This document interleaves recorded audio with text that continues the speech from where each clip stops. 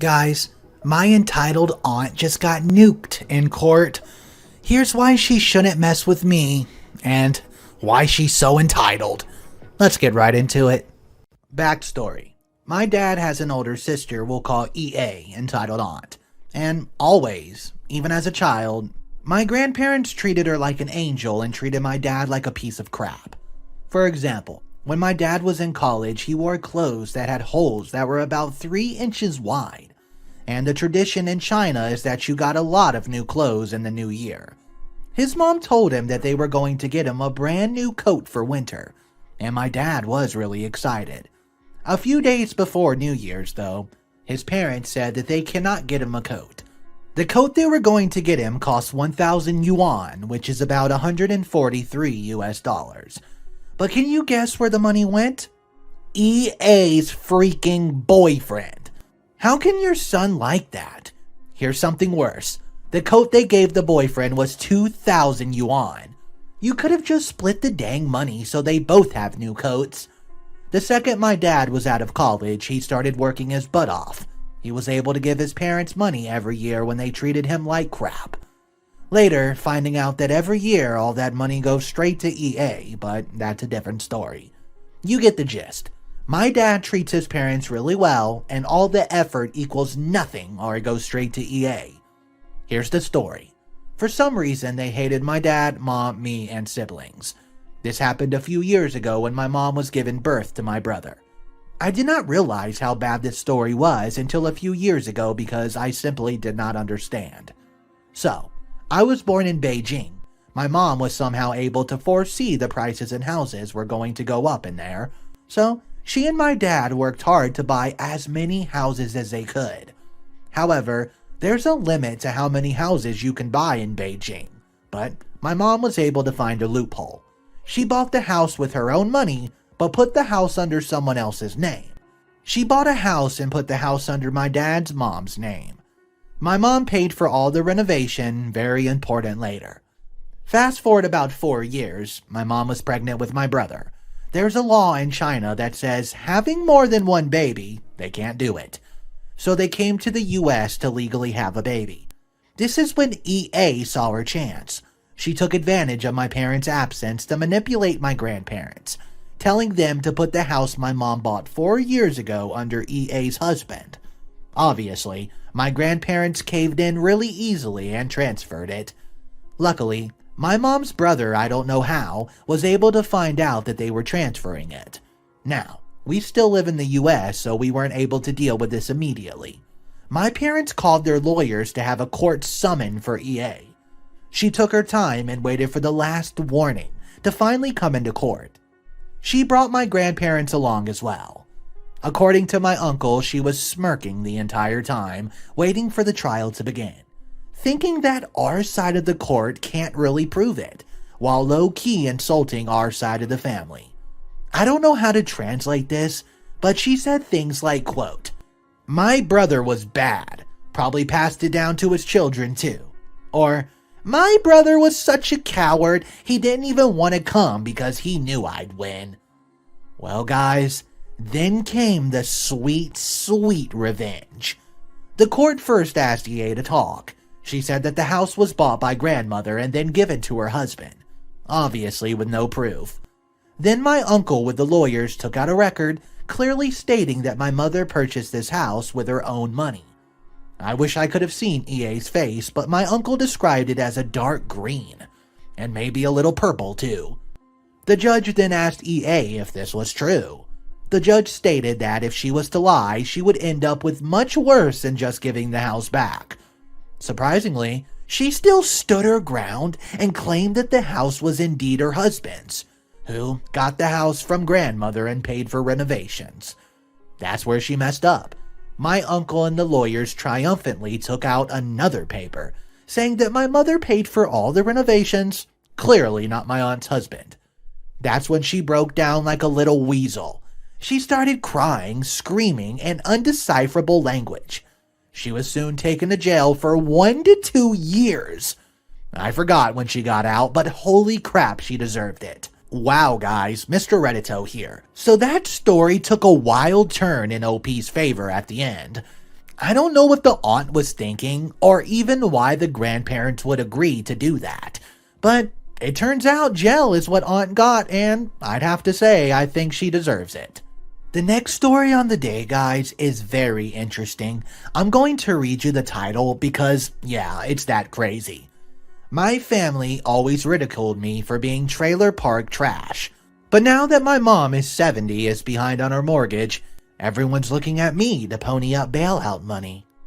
Oh, I don't know what's going to happen with this one, but we're about to find out. Here comes story 2, right at you. I was mom and dad's little oops that caused them to get married.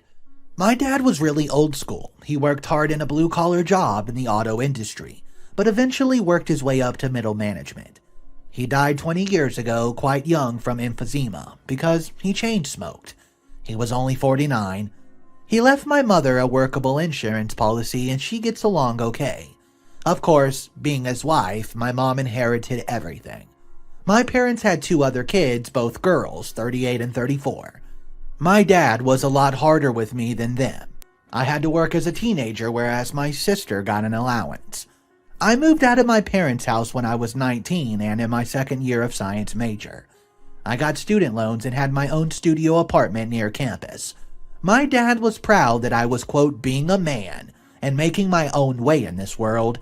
I worked while in college at an IHOP and sent several $100s at home to my mom every month to help her and my sister. Soon after graduating college at 22, I got a job as a high school chemistry and physics teacher, and that's been my job ever since. I married at 30 to a teacher, now 43, from another school, and we have a 3-year-old daughter. My wife has been on hiatus from teaching, but she intends to go back when our daughter starts kindergarten in a couple of years. My family live in a mobile home, not a trailer. It's like a house because, in truth, it is a house. Just one that isn't nailed into the ground with a concrete foundation and all that. Think one of those Sears build-your-own homes from the 1930s. We live in a mobile home community filled with similar portable houses. My mom won a substantial state lottery not long after my dad died, worth nearly $1 million. With that money, she put my sisters through school. I did not get any of it, but I did not ask for any either. I've never been especially close to my sisters, and for that matter, I've never been especially close to my mom, which is why I kinda felt unwelcome at home and moved out when I was 19. It did not stop me from sending money home dutifully, but I just did not have an emotional connection with the women in my family in the same way I had with my father. Anyways, they always would poke fun at home and call me a redneck or trailer trash. They knew it made me uncomfortable, but they'd still do it. They've been doing it ever since I moved into the mobile home at 25. Like, whenever a picture of my house would be on something I posted to Facebook or something, they'll say something passively aggressive about my home or insinuate that I'm not being a good provider for my wife. My wife has never once complained about our home, which I bought long before I even met her. And she's told me numerous times that she loves it and that it's all we need. Since we live in a mobile home that I paid off nearly 10 years ago, my wife and I have saved several thousands of dollars. So, while we don't have a fancy home, my wife and I and our child have money to splurge on little goodies and vacations. With her lottery winnings, my mother gifted my sisters lots of money to put down payments on their houses after they got married several years ago. Each of my sisters have children. The elder of my sister has 2 boys, 7 and 4, and the younger has 3, 5 male, 3 male, and 1 female. Their husband both work white-collar professions. Anyways, it seems that my mom has been mismanaging her money recently, and has asked each of us for loans to cover her mortgage because she's fallen behind. Both of my sisters and their husbands begged off saying they have no cash. Everyone is looking at me now because they know I have money. It's true, I have money, but it's for my wife and child. My mom is saying I should loan her just a few $1,000s, just until this sorts out this little mess she's in. I personally think there's no need for a 70-year-old woman to have a 5-bedroom house, and if she's still paying it off, then she ought to downsize to an apartment. My mom says it's cruel for me to suggest that and disrespectful to my dad's memory. What? I also told her that she ought to move in with one of her daughters, each of whom has a huge house with extra bedrooms. My own house only has 2 bedrooms. My sisters tell me that I'm the oldest and a man, and it's my responsibility to look after our mother. Funny, I thought they did not believe I was a man so much as a redneck trailer park loser, but whatever. And also, since my wife and I sometimes post pictures of our vacations or other purchases, for example, I bought a new economy car on social media, and they think we're rolling in money. And also, that since I only have one child, I should shoulder more of the responsibility to take care of our mom. I think my mom and sisters are being unreasonable, and that they should figure a way from this mess that doesn't involve me handing over my trailer trash money. What do you guys think about it? Hey guys, Mr. Reddito here. So this is a disaster of a situation. I think everyone in the family of OP is super entitled. I want to read one comment that caught my eye.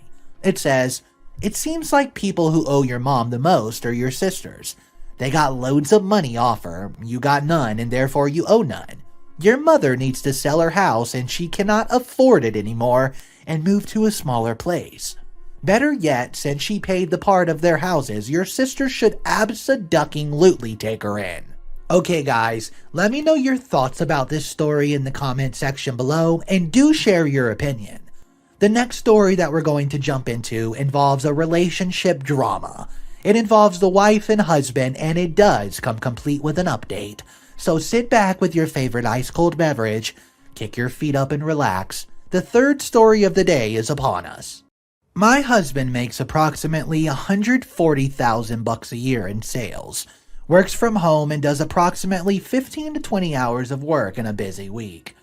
I make $40,000 a year, commute 3 hours per day, and work 40 hours a week. I do some part-time work as well that supplements my income, maybe $3,000 a year. Anyways, we have a joint account to pay bills and mortgage and personal checking accounts. I contribute just a hair shy of half of the monthly expenses. I spend approximately $600 per month getting to and from work, so I am usually a little in the red each month. Last night we went to a warehouse sale.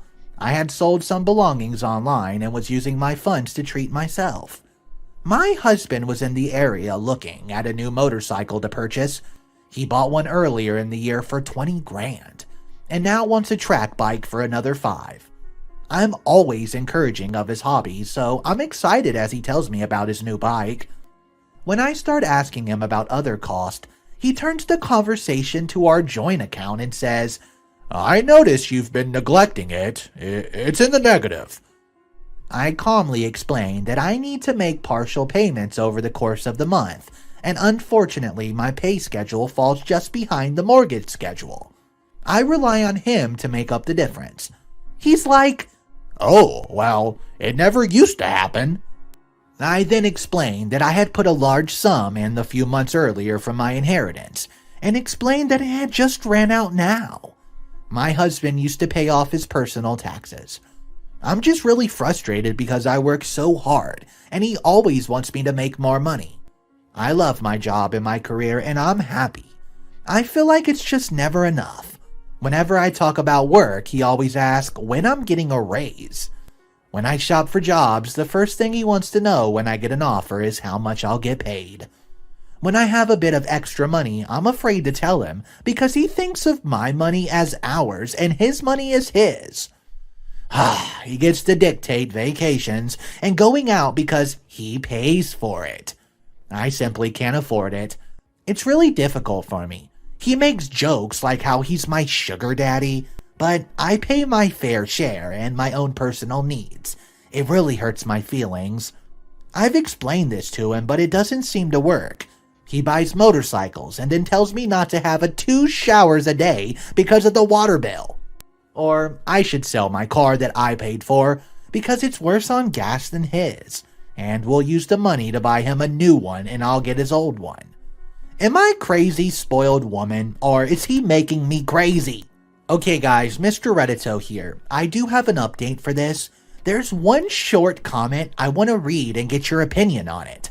It says, "I think he's being crazy, but I also think you're nuts for commuting that far for so little money." Alright guys, so OP said she loved her career and her job. Do you guys think that maybe OP's in the wrong and commuting that far for very little money is a bad idea? Drop your thoughts and comments in the section below and I'll jump right into the update. Earlier that day I asked him about the money and he agreed to, quote, "do whatever I wanted with it." He still seemed reluctant, but stating stipulations about groceries and other very basic things. I left that conversation feeling like, although he had given me what I asked for, it wasn't coming from love or loyalty. Later, I picked a fight because I had, with the help of you guys, convinced myself that I should leave. So I sat him down and explained exactly how I felt. I was honest about wanting to leave because I was young enough just to start fresh again. He'd been feeling the same way. It was such a relief for us both to know that we have both been thinking the same. And it was okay. I could openly talk about that stuff that bothered me most, and he was totally calm and cool about it, and actually agreed with me. We both admitted we just weren't that into it. Now we agree to try counseling, and failing that we will split amicably. He has also realized that what we are doing with the money was unrealistic, and in the interim at least wants to make sure we have a community finance strategy, so that I'm not tight on cash, and I don't need to ask him for money. Most of all, I've learned to not be a coward and 100% honest. I've also tried to spare his feelings, and it was costing me a healthy relationship. Okay guys, so I'm not gonna lie to you, I did not see that update coming. I do hope the therapy works out for OP and her husband. Let me know your thoughts on this update in the comment section below, or if you've had any similar relationships you want to talk about, drop your thoughts and comments down. There's still one more final story in today's video. It's an Am I the A-hole story? And I'll just read the title for you. Am I the a-hole if I don't let my roommate's dad sleep in my bed? If you guys are enjoying the content so far, make sure you press subscribe, as Mr. Reddito uploads daily videos. And let's hop into today's final story of the day. I'm 21 female and I live in a 2-bedroom, 2-bathroom apartment. My boyfriend, who's 22, shares my bedroom and bathroom with me. My roommate, 22, let's call her Mary, has her own bathroom and bedroom. We share a kitchen and a common living room. For context, Mary and I split the rent 50-50. Our names are both on the lease and it's university housing. We are both university students. She's a senior and is graduating in 3 weeks. I'm a junior, so I graduate next year. My boyfriend is a senior and is also graduating in 3 weeks at the same university. Yesterday, Mary texted me that her dad is flying out for graduation, and she's looking for hotels, but they're too expensive, so he needs to stay in my bedroom. I was very confused and taken aback by this request because it seemed completely strange and inappropriate.